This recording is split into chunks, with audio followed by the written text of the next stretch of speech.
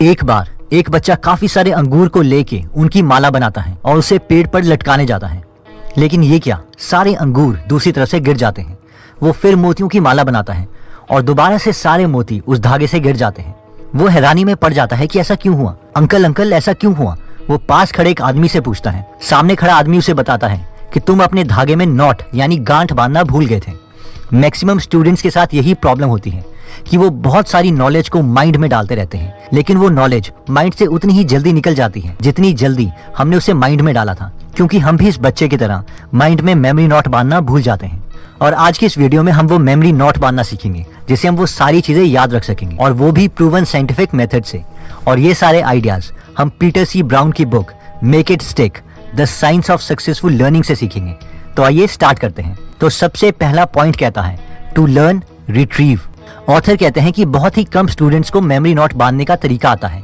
Maximum students समझते हैं कि हमारी लर्निंग तब होती है जब हम ब्रेन में डेटा एंटर करते हैं और तभी उन्हें कुछ याद नहीं रहता, जबकि टॉपर्स को पता है कि लर्निंग तब होती है जब हम पढ़ने के बाद ब्रेन से डेटा बाहर निकालते हैं। ऑथर कहते हैं कि 1885 से साइकोलॉजिस्ट फॉरगेटिंग कर्व बना रहे हैं, जिससे ये पता चलता है कि पढ़ने के कुछ देर बाद ही हम 70% डेटा भूल जाते हैं। उस बच्चे की माला की तरह हमारे मोती उसी वक्त निकल जाते हैं, बाकी बचा 30% डेटा हमारे ब्रेन से धीरे धीरे निकलता है। लेकिन सवाल ये है कि डेटा हमारे ब्रेन में स्टोर कैसे रहेगा। 2010 में न्यूयॉर्क टाइम्स में एक स्टडी पब्लिश हुई थी जिसमें स्टूडेंट्स को एक पैसेज पढ़ने को कहा गया और उसके इमीडिएटली बाद ही उन्हें वो पैसेज रिकॉल करने के लिए भी कहा, यानी data out of the brain. और जब फिर से एक हफ्ते के बाद उसी पैसेज पे दोबारा से टेस्ट हुआ तो वो पैसेज स्टूडेंट को 50% याद था, यानी सीधा 20% की मेमोरी इंप्रूवमेंट। 1939 में एक और बहुत फेमस स्टडी हुई थी जिसमें 6060 स्टूडेंट्स ने पार्टिसिपेट किया था। इसमें स्टूडेंट्स ने 600 वर्ड्स के पैसेजेस पढ़े। इसके बाद उन्हें अलग अलग टाइम में उन पैसेजेस को रिकॉल करने के लिए कहा गया। इसमें 2 इम्पोर्टेंट रिजल्ट्स सामने आए और वो ये थे। पहला, स्टूडेंट्स ने पैसेज पढ़ने के अगर बहुत दिनों के बाद उन पैसेज को रिकॉल किया था तो उन्हें वो पैसेज उतना ही कम याद था, और जिन्होंने पैसेज पढ़ने के जितनी जल्दी रिकॉल किया था उन्हें पैसेज ज्यादा याद था। सेकंड कंक्लूजन ये था कि जब एक बार स्टूडेंट्स ने उन पैसेज को रिकॉल कर लिया था उसके बाद उन्होंने बहुत कम डेटा भूला, और उसके बाद सब्सिक्वेंट सारे टेस्ट में उनके ऑलमोस्ट सेम मार्क्स आए। यानी रिकॉल करने का मतलब है कि हमने मेमोरी नॉट लगा दी है। नेक्स्ट पॉइंट कहता है मिक्स अप योर प्रैक्टिस। 8 साल के काफी सारे बच्चों ने अपनी जिम क्लास में बीन बैग्स को बकेट्स में डालने की प्रैक्टिस की। इन 8 साल के बच्चों को 2 ग्रुप्स में डिवाइड किया गया, ग्रुप ए और ग्रुप बी। ग्रुप ए के स्टूडेंट्स ने बकेट को अपने से 3 फीट की दूरी पर रखा और उसमें ही 12 हफ्ते तक बीन बैग्स फेंकने की प्रैक्टिस की। ग्रुप बी के जो स्टूडेंट्स थे उन्होंने कभी खुद से बकेट को 2 फीट की दूरी पर रखा और उसमें बीन बैग्स फेंकने की प्रैक्टिस की, और कभी बकेट को खुद से 4 फीट की दूरी पर रखा और फिर उसमें बीन बैग्स फेंकने की प्रैक्टिस की। अब 12 हफ्तों के बाद दोनों ग्रुप्स, ग्रुप ए और ग्रुप बी स्टूडेंट्स को टेस्ट दिए गए और बकेट को स्टूडेंट से 3 फीट की दूरी पर रखा गया। अब आपके लिए सवाल ये है कि किन स्टूडेंट्स ने इस टेस्ट में अच्छा परफॉर्म किया होगा, ग्रुप ए वालों ने या ग्रुप बी वालों ने। हमें से मैक्सिमम लोग ये बोलेंगे कि ऑब्वियसली ग्रुप ए ने ही अच्छा परफॉर्म किया होगा, क्योंकि इन लोगों ने तो पूरे 12 हफ्ते 3 फीट दूर बकेट में ही बीन बैग्स फेंकने की प्रैक्टिस की थी। लेकिन सरप्राइजिंगली अच्छा परफॉर्म ग्रुप बी ने किया, जिन्होंने इन 12 हफ्तों में कभी भी 3 फीट दूर बकेट रख के उसमें बीन बैग्स फेंके ही नहीं थे। तो इस एक्सपेरिमेंट का कंक्लूजन ये था कि हम अपनी लर्निंग जितनी मिक्स्ड रखेंगे हमें उतने अच्छे रिजल्ट्स मिलेंगे। मगर हम में से कई लोग बोलेंगे कि नहीं, हम जिम के एक्सपेरिमेंट को ब्रेन लर्निंग से कंपेयर नहीं कर सकते। सो डोंट वरी, हमारे पास इस केस से भी रिलेटेड एक स्टडी है। एक स्टडी में स्टूडेंट्स को 2 ग्रुप में डिवाइड किया गया, ग्रुप ए और ग्रुप बी, और इन दोनों ग्रुप्स को 4 ऑब्सक्योर ज्योमेट्रिक सॉलिड्स के वॉल्यूम निकालने का मेथड बताया गया, जैसे कि वेज, स्फेरिकल कोन, हाफ कोन एक्सेट्रा।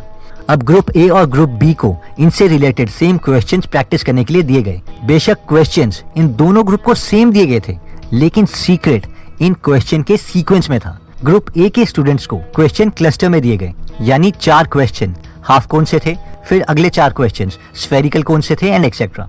लेकिन ग्रुप बी के स्टूडेंट्स को यही क्वेश्चंस मिक्स करके दिए एक रैंडम ऑर्डर में। जब इन दोनों ग्रुप का टेस्ट बाद में लिया गया तो ग्रुप ए ने 60% स्कोर किया, जबकि ग्रुप बी ने 89% स्कोर किया, यानी 29% improvement with this one simple secret.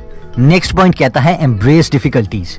Author कहते हैं कि अगर आप neural scientist Nobel laureate Eric Kandel के वर्क को स्टडी करोगे तो उन्होंने ये प्रूव किया है कि जब भी हम कुछ नया सीखते हैं तो हमारे ब्रेन में रियल चेंजेस होते हैं।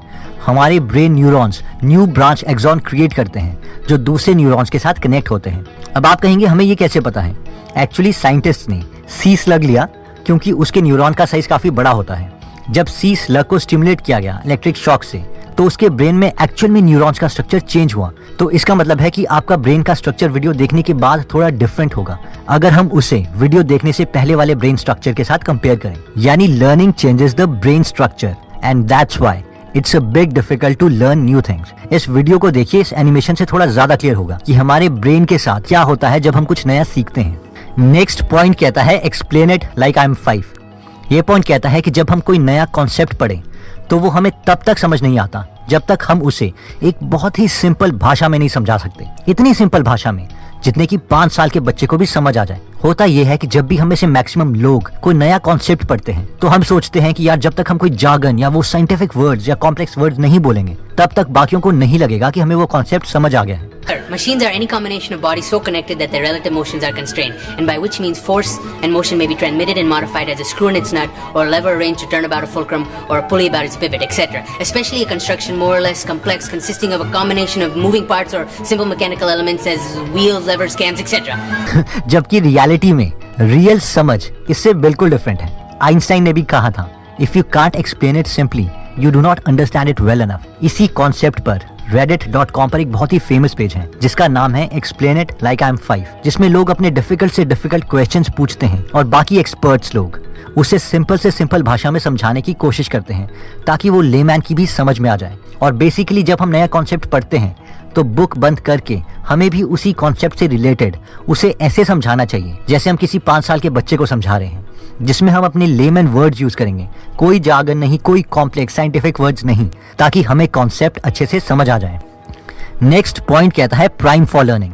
ये पॉइंट कहता है कि अगर हम कुछ नया लर्न करने से पहले अगर उस टॉपिक से रिलेटेड कोई ओवरव्यू वीडियो या कोई समरी देख लेते हैं और उसके कुछ टाइम के बाद सिमिलर कंटेंट को पढ़ते हैं तो हमारा ब्रेन उस टॉपिक को समझने के लिए रेडी हो जाता है और जल्दी न्यूरल कनेक्शंस फॉर्म हो जाते हैं। ये दूसरे तरीके से भी काम करता है, यानी अगर हम कोई चीज सॉल्व कर रहे हैं और उसे सॉल्व करने की जब हम कोशिश करते रहते हैं लेकिन अगर तब तक हमें वो सोल्यूशन नहीं बताया जाता तो भी हमारा माइंड उस चीज को जल्दी सीखेगा।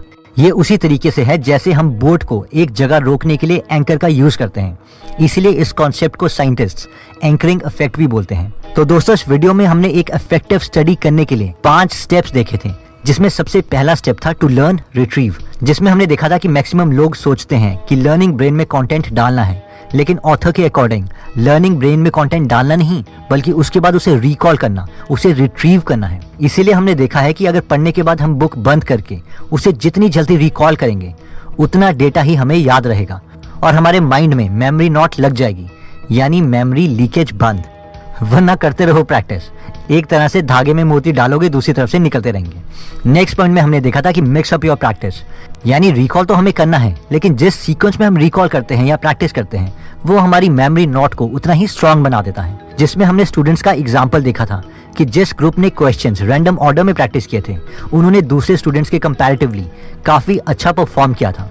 नेक्स्ट पॉइंट कहता है एम्ब्रेस डिफिकल्टीज, जिसमें हमने देखा था कि रिकॉलिंग या ट्रू लर्निंग में एक्चुअल में हमारा ब्रेन स्ट्रक्चर चेंज होता है, इसीलिए नई चीज को सीखना एक डिफिकल्ट टास्क है, तो हमें इस डिफिकल्टीज को एक्सेप्ट करना चाहिए। नेक्स्ट पॉइंट कहता है explain it like I am 5, यानी लर्न करने के बाद पहले हमें उस कॉन्सेप्ट को खुद को इस तरह से एक्सप्लेन करना है जैसे हम किसी 5 साल के बच्चे को एक्सप्लेन कर रहे हैं, जिसमें कोई जार्गन नहीं है, कोई डिफिकल्ट वर्ड नहीं है, ताकि हमें उस कॉन्सेप्ट की डीप अंडरस्टैंडिंग हो जाए।